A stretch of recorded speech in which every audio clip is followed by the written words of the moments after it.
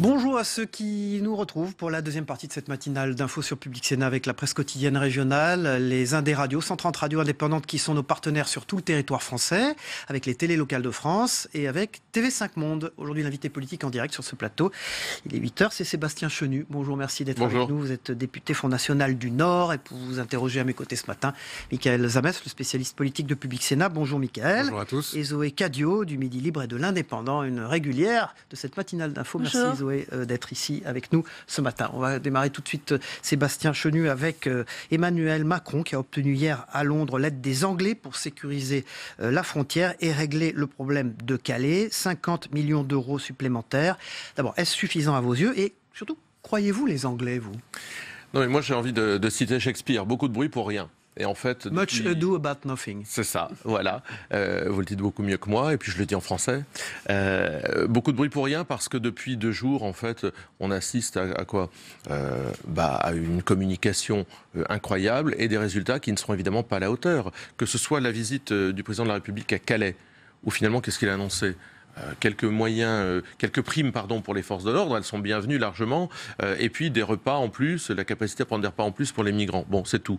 Là, sur le rapport avec la Grande-Bretagne, rien du tout, 50 millions d'euros. Voilà ce que la Grande-Bretagne met sur le tapis, en réalité, 50 millions d'euros. Mais on ne traite pas le problème de fond. On ne traite pas le problème de fond. On reste prisonniers, nous, des accords de Schengen, et la Grande-Bretagne est dans sa logique qui est celle du refus. D'ailleurs, la logique le nouveau traité qui a été signé hier, il ne remplace pas le traité du Touquet? Mais bien sûr que non. De toute façon, ce traité du Touquet, imaginé par Nicolas Sarkozy, on en connaît les faiblesses. Elles ont été pointées, etc., du doigt. Mais la réalité derrière ça, ce sont des logiques différentes. Pourquoi les Britanniques sortent de l'Union européenne? En partie, en tous les cas, il y avait la question migratoire. Les Anglais ne veulent plus voir leurs frontières débordées de migrants, comme c'était le cas. Donc, ils ont fait ce choix de sortir de l'Union européenne. Nous, on gère la frontière britannique. Non-sens absolu. Et qu'est-ce qui est en train de se passer? Des petites frontières sont en train de se recréer partout. Ce que dit Theresa May, c'est que, elle va nous donner des moyens pour reconstituer une frontière, mais nous, on est prisonniers d'accords, les accords de Schengen, qui nous empêchent finalement de traiter le problème migratoire. Tant qu'on ne sortira pas des accords de Schengen, tant qu'on n'aura pas la maîtrise de nos frontières d'une façon tout à fait ordonnée, savoir qui rentre, qui sort, qui se maintient, sur quels critères, on en arrivera à ce genre de faux accords, d'accords bidons. C'est-à-dire qu'il y a un sondage ce matin qui révèle que 66% des Français n'ont pas confiance dans la politique migratoire du président Macron et que 61% trouvent qu'il est même trop laxiste. Ça veut dire qu'on craint de nouveaux camps comme Grandson du côté de Ouistreham, vous aussi? Oui, mais c'est la logique, si vous voulez.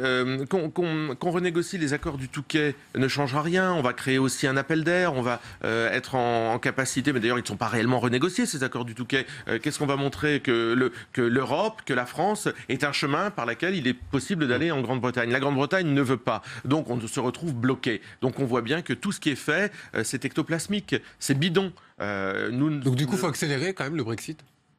Ça, c'est le problème des Britanniques. Mais c'est pas. Le problème migratoire doit être géré par les nations. Il est là le problème, c'est qu'on doit être en capacité, n'importe quel État souverain, de savoir qui rentre, qui sort, qui se maintient, pour combien de temps, pour y faire quoi, sur quels critères dans le pays en question. On est très loin de tout ça. Vous voulez toujours un référendum sur l'Europe et sur l'euro? On n'entend plus parler chez vous.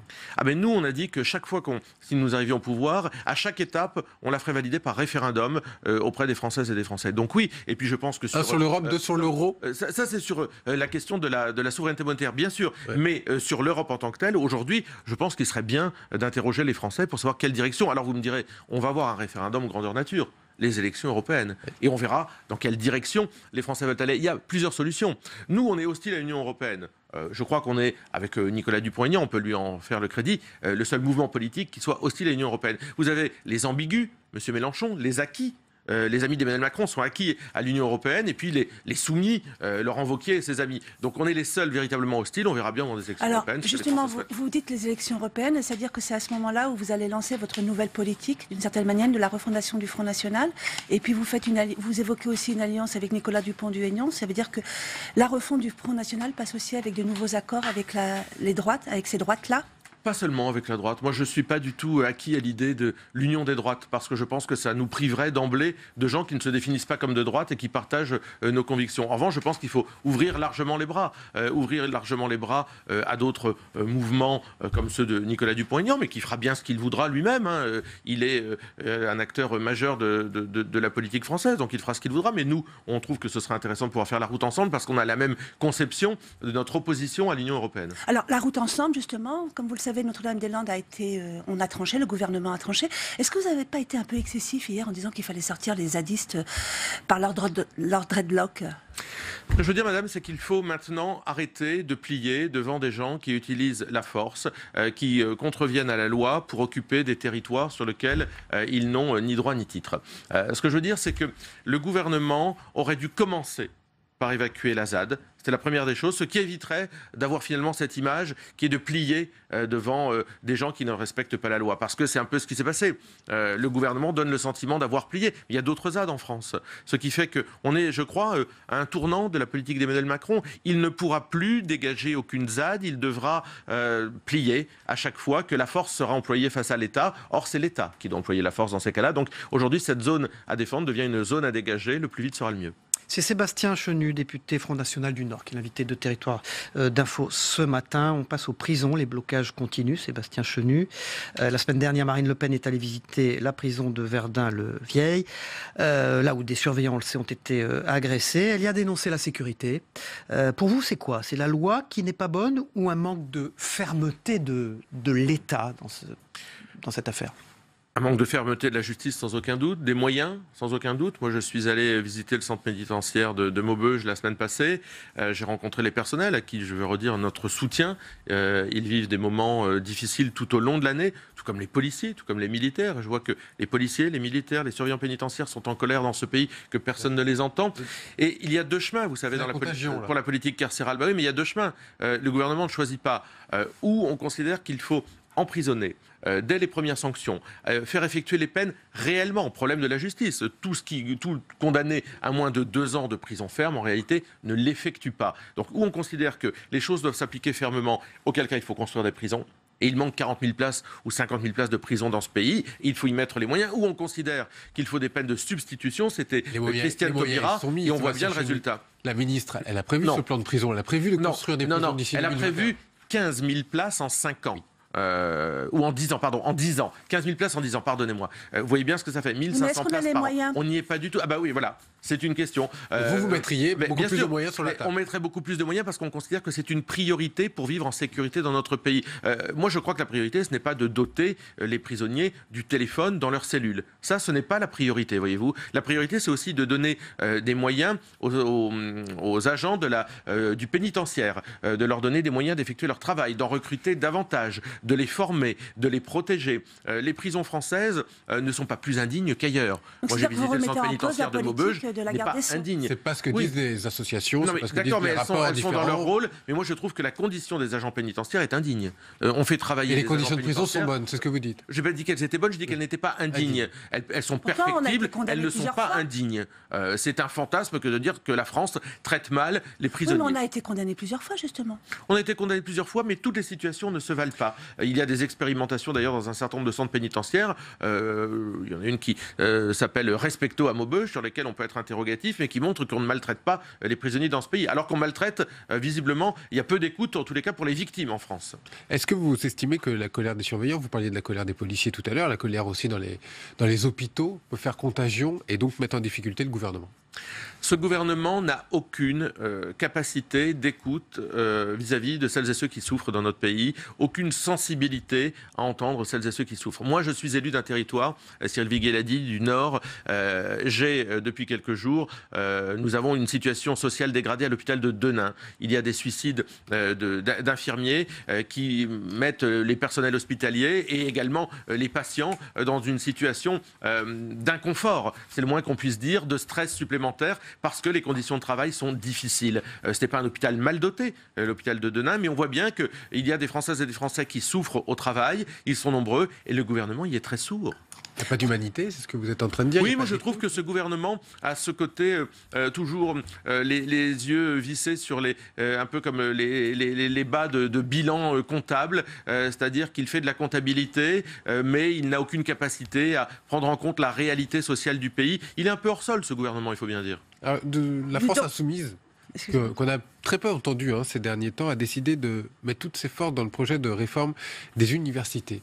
Et vous, du coup, c'est quoi vos priorités? Le régalien, rien que le régalien, c'est ça qui fonctionne? Pas seulement, parce que nous, par exemple, nous travaillons beaucoup, voyez-vous, sur tout le secteur de l'écologie, de l'environnement. Nous allons faire un certain nombre de propositions dans les mois à venir là-dessus. Nous allons proposer un bouclier rural la semaine prochaine, qui vise à protéger tous les Français qui vivent au-delà des métropoles, au-delà des périphériques, leur donner la capacité d'accès à un certain nombre de services publics. Tous les Français doivent avoir les mêmes accès. Donc on travaille sur cette proposition d'un bouclier rural. C'est pas uniquement du régalien. Donc c'est-à-dire que vous revoyez un petit peu la stratégie du Front National et que vous repositionnez, et pas seulement sur l'immigration, comme on a cru le comprendre? On ouvre, parce que la politique migratoire, je pense qu'on est les mieux-disants en la question. Si je crois les sondages, plus de 65% des Français sont hostiles à l'idée d'accueillir encore des immigrés dans notre pays. Donc ils sont en accord avec le Front National. Nous l'avons toujours dit, nous continuerons de le dire et nous faisons des propositions en ce sens. Mais nous avons le devoir de travailler sur d'autres sujets. La France, au-delà du périphérique, la France, au-delà des métropoles, nous intéresse et nous comptons les protéger. Vous prenez du coup le contre-pied d'Emmanuel Macron qui, visiblement, serait adossé aux campagnes et au rural? Non, mais Emmanuel Macron, c'est le président des villes, c'est le président des métropoles, c'est le président du fric. Oui, c'est ce qu'on entend. Chez vous, c'est ce qu'on entend. Oui, à droite, c'est la réalité. Ouais. Tous les choix qu'il a fait budgétairement et qu'a fait sa majorité ces 6 derniers mois ont privilégié les métropoles. La taxe d'habitation, par exemple. On visait aussi à déconstruire, la taxe d'habitation, j'y viens, les communes, ce qui fait les équilibres territoriaux de notre pays. Il n'y a pas un maire en cette période de vœux qui ne souligne combien l'État maltraite les communes. Oui, mais et combien l'État. C'est un discours qu'on entend depuis des années. Bien sûr que ce n'est pas nouveau, puisque Emmanuel Macron, c'est une sorte de continuité empire des politiques qui ont été menées ces dernières années. Donc malheureusement, ce n'est pas nouveau, mais nous considérons qu'il faut sauver les communes de France. Alors, est-ce que vous voulez être un petit peu le chantre de ces territoires, surtout que vous venez de lancer le forum là, pour la limitation à 80 km/h, pour lutter justement contre cette mesure? Est-ce que c'est une manière aussi de dire que finalement, le gouvernement n'est pas le gouvernement des territoires, mais juste des villes, et que en instaurant cette proposition, vous voulez justement défendre les territoires et respecter un petit peu le fait de la mobilité entre les uns et les autres? C'est exactement ce que je veux dire. Je pense que Emmanuel Macron ne protège pas les Français et qu'il déconstruit le pays. Pourtant, eh bien nous souhaitons être ceux qui protégeons les Français et qui soyons les garants des équilibres. Mais ils disent que justement c'est pour faire descendre la courbe des morts sur les routes. Ah oui, sur les 80 km/h. Écoutez, tout ça est assez contestable, mais je vois simplement que c'est l'argument de la facilité. On tape au portefeuille des Français, alors qu'il y avait d'autres leviers. Moi, je pense beaucoup à des politiques publiques ciblées, notamment chez les jeunes, chez les deux roues, qui sont les premières victimes des accidents de la route. Il n'y a rien dans tout ça. Donc si on veut vraiment s'emparer de la délinquance routière et faire baisser la mortalité, je crois qu'il faut cibler les publics et pas uniquement les 80 km/h. On peut s'intéresser un peu à votre parti. Là, il y a bientôt des législatives partielles, notamment sur le territoire de Belfort, qui va opposer un candidat du Front National, un candidat Les Patriotes. Qu'est-ce qu'ils cherchent, les Patriotes? Une OPA contre le Front National? Je ne sais pas, il faut leur demander. C'est une association ou une amicale qui défend le Frexit et il faut leur demander ce qu'ils cherchent. Écoutez, nous, ce sont des partiels sur lesquels, de mémoire, nous n'étions pas au second tour lors des législatives du mois de juin. Donc elles n'ont qu'un intérêt relatif pour nous. Donc vous mettez de côté alors? C'est pas en tous les cas c'est quand même représentatif, mais ce sera intéressant pour effectivement d'autres. Symbole de division quand même. Chez nous, il n'y a pas de division. On a un candidat qui est le même que la dernière fois. Comment les électeurs vont pouvoir. Mais ça, c'est pas notre problème, si vous voulez. Au moment d'avoir les bulletins de vote, ils vont se dire c'est la même chose. Non, mais c'est le problème des patriotes ou des autres mouvements. Je pense que les gens choisiront toujours l'original à la copie. Philippot, c'est plus le problème du Front National. Non, ça n'a jamais été vraiment d'ailleurs. On l'est peut-être pour lui, mais lui, c'est pas notre problème. Il vit sa vie, chacun vit sa vie. Alors, justement, vous dites que c'est pas le problème. Le départ de Philippot a quand même changé la ligne du Front National d'une certaine manière. Vous avez quand même une nouvelle politique sur l'Europe, notamment. Écoutez, Marine Le Pen annoncera et fera valider par les adhérents la ligne politique du Front National au moment du Congrès. Jusque-là, j'ai le sentiment que la ligne politique du Front National, c'était celle de Marine Le Pen. Elle existait avant l'arrivée de Florian Philippot, d'ailleurs. D'accord, donc est-ce qu'on peut attendre justement de ce congrès du 10 et 11 mars qui aura lieu à Lille? Notre capacité à nous affirmer comme un grand mouvement populaire de rassemblement faisant miroir à celui de La République En Marche. En réalité, entre Macron et nous, il n'y a pas grand-chose. On voit bien, les Républicains sont débordés sur leur gauche, enfin c'est la fuite. Il n'y a pas de proposition crédible sur les thématiques qui intéressent les Français. Donc la seule alternative possible, c'est celle que nous représentons. Et c'est l'enjeu de notre congrès, c'est de montrer que nous sommes en capacité d'accueillir celles et ceux qui ne se reconnaissent pas dans la politique d'Emmanuel Macron. Et c'est pas au congrès, toutefois, qu'on aura le nouveau nom du Front National ? Statutairement, ce sera juste après, si les adhérents ont fait le choix de changer de nom, puisqu'il faut un vote pour le nouveau nom. Il aura lieu juste après le congrès, évidemment. Vous avez déjà des idées sur ce nouveau nom ? Oui, bien sûr. C'est tout le monde. Et bien alors sûr. Je ne vais pas vous les livrer. On en donnera la primauté aux adhérents. Déjà ah non, c'est pas arrêté du tout. Non, on est en train de. Il y aura Patriote dedans. Mais ça, il peut y avoir Patriote, il peut y avoir France, il peut y avoir Nation, il peut y avoir beaucoup de choses, vous savez.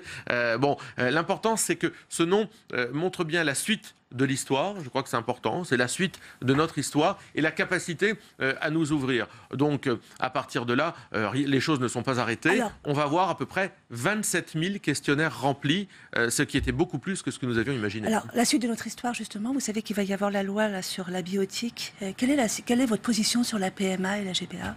Oui, PMA, GPA, nous y sommes hostiles, mais nous pensons, nous, que les débats de société doivent être tranchés par la société. Donc les Français devraient pouvoir avoir leur mot à dire. Mais ne nous plaçons pas dans le contexte de l'émotion. Moi, je pense que chacun est capable de faire un bon parent dans la vie, mais en revanche, priver un enfant de son ascendance me gêne. C'est ce qui fait la PMA. La marchandisation du corps, ce qui fait la GPA, me gêne. Par conséquent, nous ne sommes pas défenseurs, évidemment. Nous nous opposerons à la PMA et à la GPA. Sébastien Chenu, Marine Le Pen, elle en est où ? Elle s'est reconstituée en vue de ce congrès.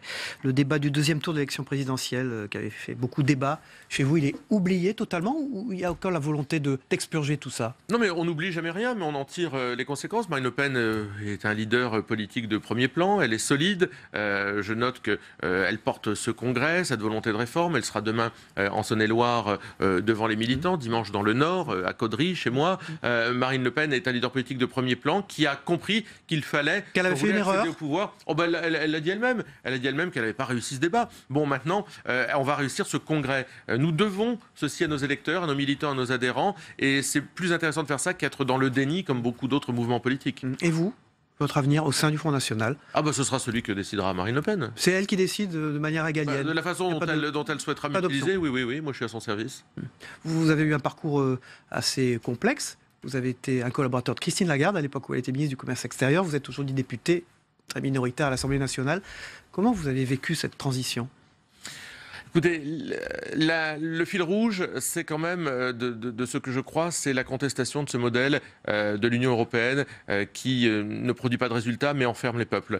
Par conséquent, je l'ai vu, lorsque j'étais d'ailleurs au ministère du Commerce extérieur, j'ai vu combien de chefs d'entreprise étaient prisonniers de ce modèle, du renchérissement de l'euro par exemple. Je crois qu'aujourd'hui, la seule qui défende l'intérêt général, la place de la France dans le monde, l'intérêt supérieur de la France en toute chose, c'est Marine Le Pen. Les autres ne pensent qu'à eux. Merci Sébastien Chenu, député Front National du Nord, d'avoir été l'invité de Territoire d'Info ce matin. On passe au débrief de vos propos dans un instant.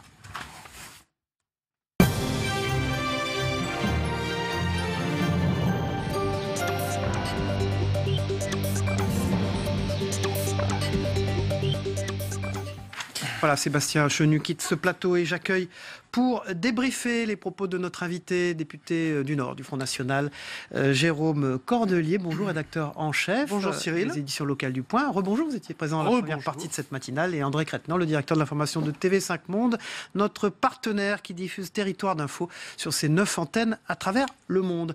On démarre tout de suite avec Emmanuel Macron qui a obtenu hier à Londres l'aide des Anglais. 50 millions d'euros quand même supplémentaires. Alors est-ce que c'est suffisant aux yeux du Front National et de Sébastien Chenu, député Front National du Nord? Non. Et quand on lui demande s'il croit les Anglais, tout juste. Tout juste, oui, mais je crois que d'une manière générale et durant toute l'interview, il avait une position plutôt idéologique, c'est-à-dire que nous sommes cette semaine dans une phase où Emmanuel Macron décide. C'est ça qui est le plus spectaculaire et qui propose des solutions. Et là, on a affaire à un discours de quelqu'un qui dit, voilà, tout ça, ça ne suffit pas.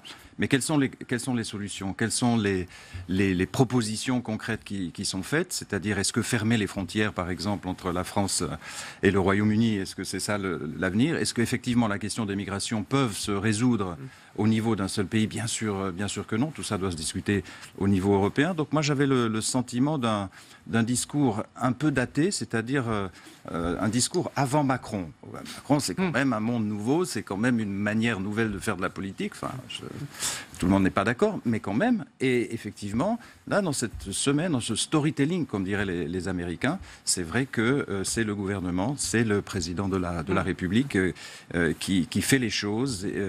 Voilà. Donc, même si il n'a pas fait ce qu'il avait dit, puisqu'il avait annoncé qu'il était favorable à la création d'un nouvel aéroport. Et malgré tout, il fait. Un avant et un après Macron, alors. Oui, sur la politique migratoire, avec cet argument un peu étonnant du représentant du Front National, là, ce sont les nations qui doivent décider de leur politique migratoire. Mais non. Enfin, je veux dire, à partir du moment où il y a un problème à Calais et que la majorité de ces migrants veulent aller en Angleterre, évidemment que c'est un problème franco-anglais. Et ensuite, c'est un problème européen, puisque nous sommes... Bon, alors évidemment, le Front National est hostile à l'Europe. Mais je veux dire, nous sommes quand même, de toute façon, nous avons partie liée avec toutes les nations de l'Europe. Donc évidemment, non, ce n'est pas un problème national. C'est un problème européen, c'est un problème mondial, puisque de toute façon, les migrations mettent en cause la géopolitique du monde entier. Et ensuite, c'est un problème aussi européen pour savoir quelles sont les politiques qu'on met en place avec ces choses qui s'imposent à nous. Oui, mais Sébastien Chenu, donc député Front National du Nord, il caresse au fond son électorat, les militants. Bien sûr. Il est en phase d'approche du Congrès. Alors ça, vous faites... Est-ce qu'il peut dire autre chose? Alors c'est là où je rejoins aussi André, c'est-à-dire que là, on a vraiment eu un vadémécum, enfin, je veux dire, le prêt-à-penser de l'élu frontiste, hein, avec des éléments de langage peu étayés, hein, à mon sens, c'est-à-dire une argumentation assez creuse, avec des espèces de slogans, voilà, un peu... Voilà, il n'y a pas trop de débat, et effectivement, une position très clientéliste, quoi, très clientéliste. Et du coup... André a raison, c'est un peu le vieux monde politique, la vieille manière de faire de la politique, quoi. André Crête-Non. Je veux dire, comme tous les partis, le Front National doit se repositionner, retrouver une âme, une raison de vivre aussi, d'une certaine manière. C'est vrai qu'encore une fois, Macron, président des riches, Macron, président des villes, mais en fait, c'est aussi Macron, le président qui décide. Et là aussi, je trouve qu'il y a une... Non, c'était Macron, président du fric. Oui. Dans les mots de... Dans les mots, effectivement. Oui, mais ça, par exemple, c'est creux. Qu'est-ce que ça veut dire? Ça veut rien dire. C'est un slogan, ça ne veut rien dire. C'est une vieille manière de faire de la politique. Moi, je pense effectivement que c'est une manière un peu datée de faire de la politique, mais aussi que ça ne correspond plus vraiment à ce qu'attendent les gens aujourd'hui. Je pense que la victoire d'Emmanuel Macron, et d'une manière plus générale, de son mouvement et désormais de son parti, ça a été ça, c'était de faire de la politique différemment. Et je pense que ça correspond à l'attente des gens. Argumentée, voilà, avec une connaissance des dossiers dans le fond, et surtout une alternative, proposer des choses. Je dirais une attitude pragmatique. Le pragmatisme plutôt que l'idéologie. C'est ça qui frappe. Et le gros problème du Front National, et c'est ce qu'ils vont devoir maintenant remédier, c'est qu'ils ne sont pas force de proposition. Et que maintenant les citoyens attendent quelque chose d'être force de proposition, puisqu'on a un gouvernement qui agit et qui décide, comme le dit André. Maintenant, il faut être force de proposition, une politique alternative. Ne pas tourner comme ça, comme un hamster dans une cage, sur des slogans creux. Il faut proposer une alternative. Compliqué avec des problématiques internes au Front National, tout de même. Florent Philippot qui est la ligne de crête. C'était la partie de l'interview, il a été le plus agacé, je dirais, le plus embêté, mais c'est vrai que c'est quand même l'avenir du parti qui se décide, donc de voir un autre mouvement qui va peut-être prospérer sur les mêmes terres, c'est évidemment une difficulté de plus. Il y a déjà la difficulté d'avoir une présidente qui sera affaiblie de l'exercice de l'élection. Et donc, cette question-là se pose. Et en plus, il doit faire face à une... C'est un mouvement qui est en crise identitaire et qui est en plus concurrencé sur son flanc. J'allais dire son flanc droit, mais on peut dire aussi son flanc gauche. quoi. Voilà. Merci Jérôme Cordelier. Restez avec nous mais, également. Zap Monde, qui est votre sujet chaque jour. Dans cette matinale d'info. On l'écoute, on le regarde. C'est l'actualité du monde en quelques minutes avec TV5 Monde.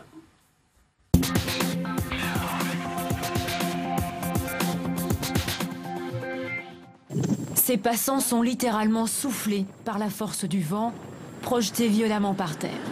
À ce carrefour, les piétons et les cyclistes tentent de tenir debout tant bien que mal. Et sur les autoroutes, la tempête a soulevé et renversé 66 semi-remorques. Toits arrachés, arbres déracinés. Ici aux Pays-Bas, la tempête a fait 3 morts et paralysé les transports, notamment le trafic ferroviaire. 2017, une année de catastrophes naturelles aux États-Unis. Inondations, ouragans, feux de forêt, sécheresse secouent le pays d'est en ouest. 16 événements météorologiques extrêmes ont tué 362 personnes et coûté plus de 300 milliards de dollars. La NASA est catégorique. La planète se réchauffe à un rythme alarmant. Londres et Paris signent un nouveau traité sur l'immigration, complétant les accords du Touquet de 2003. La chef du gouvernement britannique répond à une demande de la France et promet une enveloppe de 50 millions d'euros pour le contrôle frontalier à Calais. Nous travaillons avec les autorités françaises et apportons un soutien pour renforcer la sécurité de nos frontières. C'est notre intérêt national. Et c'est aussi dans l'intérêt de la France d'avoir la frontière la plus sûre possible à Calais et dans d'autres ports. Il s'envole pour Puerto Maldonado, c'est une ville au sud-est du Pérou. C'est un peu un centre minier très important ici. Il est attendu là-bas par 3500 indigènes environ qui sont arrivés ces derniers jours du Pérou, du Brésil ou de la Bolivie. Et les peuples indigènes attendent qu'il fasse pression aujourd'hui, qu'il agisse, qu'il aille au-delà des déclarations. Le plus important sera sans doute de lui faire comprendre l'urgence qu'ont vraiment les peuples indigènes pour mettre fin à l'exploitation de l'Amazonie et à la destruction qui les guette. Elles sont des dizaines à se succéder, à témoigner de leur terrible expérience. 100 anciennes gymnastes qui expliquent avoir été agressées ou violées par cet homme, Larry Nassar, l'ancien médecin de l'équipe américaine de gymnastique. À l'époque, ce n'étaient que des enfants ou des adolescentes qui rêvaient d'une grande carrière.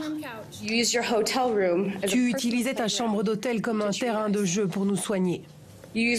Tu as utilisé mon corps innocent comme un jouet sexuel.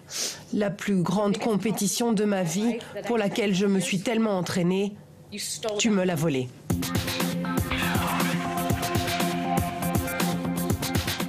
Jérôme Cordelier, on a vu des images en Amazonie et du pape qui s'y rend. Votre papier aujourd'hui, lepoint.fr, c'est ce pape lanceur d'alerte. Oui, ce pape qui est attendu en Amazonie pour parler écologie et puis pour tendre la main aussi à des peuples oubliés de la planète. Voilà, et l'édition nationale... 3500 indigènes péruviens, boliviens et brésiliens. Voilà, et l'édition nationale du Point. Oui, sur la mémoire, vous voyez. On a besoin de tous, hein, on en a besoin de tous. Et puis vous, avec tout ce que vous avez à gérer dans cette matinale, il faut que vous reteniez tout. Bon, je rappelle, vous êtes pratiquement devenu un spécialiste de la religion avec votre livre Au nom de Dieu et des hommes chez Fayard, qui marche bien. Vous étiez venu en parler dans cette matinale d'info en premier. Et voilà, vous êtes de fait devenu notre spécialiste religion sur ce plateau. Merci Jérôme Cordelier. Je rappelle que Public Sénat est partenaire de Vivre Ensemble, les assises nationales de la citoyenneté organisées par Ouest France. Aujourd'hui, des émissions, des débats retransmis, donc à 11h30 aujourd'hui et 13h, comment réduire le fossé entre la France des métropoles et la France dite périphérique, quelles conséquences politiques. Et c'est avec Axel Kahn, Thierry Pêche, Jérôme Fourquet, Fabienne Dulac, Sébastien Missoff et Sandra Lenouvel, et c'est suivi d'une interview, un autre regard, du président du Sénat, Gérard Larcher, et c'est animé par Oriane Mancini et Sébastien Grosmaître de Ouest France, qui était l'invité de cette matinale tout à l'heure, le rédacteur en chef délégué.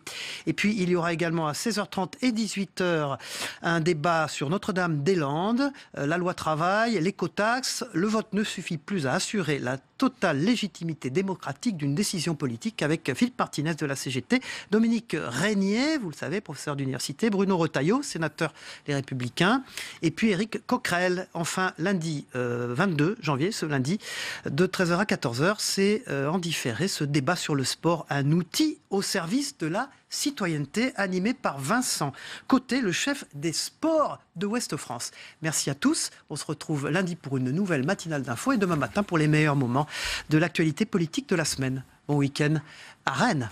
Au revoir.